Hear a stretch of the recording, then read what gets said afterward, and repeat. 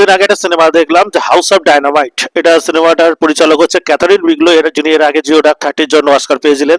তো একজন বড় পরিচালক, পরিচালিকা বলা যায়।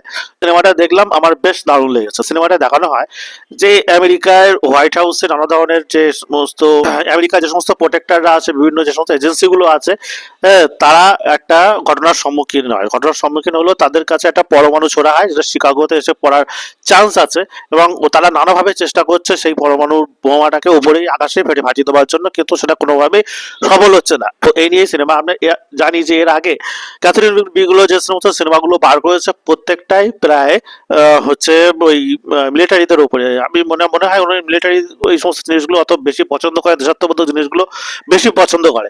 তো এখানেও তার দেশাত্মবোধক দেশ আমেরিকা এই সমস্ত জিনিসগুলো ফুটে উঠেছে, এবং দেখানো হচ্ছে যে আমেরিকা একটি অবশ্যম্ভাবী মানে ক্ষতির দিকে চলছে, এবং তৃতীয় বিশ্বযুদ্ধ প্রায় শুরু হবে। তার কারণ হচ্ছে আমেরিকায় পরমাণু বোমা এসে পড়ছে। তো পুরো সিনেমা জুড়ে এই টেনশনটা বজায় রাখার জন্য ক্যাথরিন বিগলোকে হ্যাটস অফ। পুরো সিনেমা জুড়ে আপনি এই টেনশনটা অনুভূত করতে পারবেন।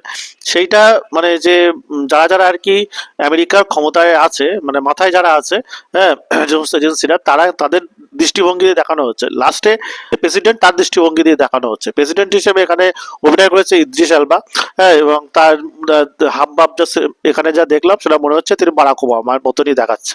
আমার মনে হয় জিও ডাক 30 করার পর থেকে, বা ওই ধরনের সিনেমা করার পর থেকে ক্যাথারিন বিগলো এখনো বারাক ওবামাকে ভালোবাসাটা ছাড়তে পারেনি। মানে ওরা আগে যে সিনেমাগুলো ছিল সে তখন আর কি প্রেসিডেন্ট ছিল বারাক ওবামাই। তো এই নিয়ে সিনেমা। এবং সিনেমা শেষে বলা হয় যে আমরা প্রত্যেকেই একটা ডাইনামাইটের উপরে বসে আছি, এটা যখন তখন যে কোনো মুহূর্তে ফাটতে পারে। এটা সত্যি কথা। সিনেমায় কোথাও আর কি পরমাণু হামলা বা পরমাণু পড়ে যাওয়া এইটা কোথাও দেখানো হয়নি। কে পরমাণু আর কি ছুঁড়েছে সেই বিষয়গুলো সন্তর্পণে এড়িয়ে দেওয়া হয়েছে। বারবার শুধু দুটো কথাই বলা হচ্ছিল, সেটা হচ্ছে হয় নর্থ কোরিয়া, না হলে আর কি সোভিয়েত ইউনিয়ন। হ্যাঁ, এই আর কিছু কিছু সময় চায়নার কথাটা উঠছিল। মানে এই কয়েকজন দেশ ছাড়া তার দিকে আর কেউ পরমাণু বোমা ছুঁড়তে পারবে না। এবং বলা হচ্ছিল যে আমেরিকা ফেলিওর, মানে তাদের এত পরিমাণ খরচা করেও তারা একটা পরমাণু বোমা রুখতে পারছে না।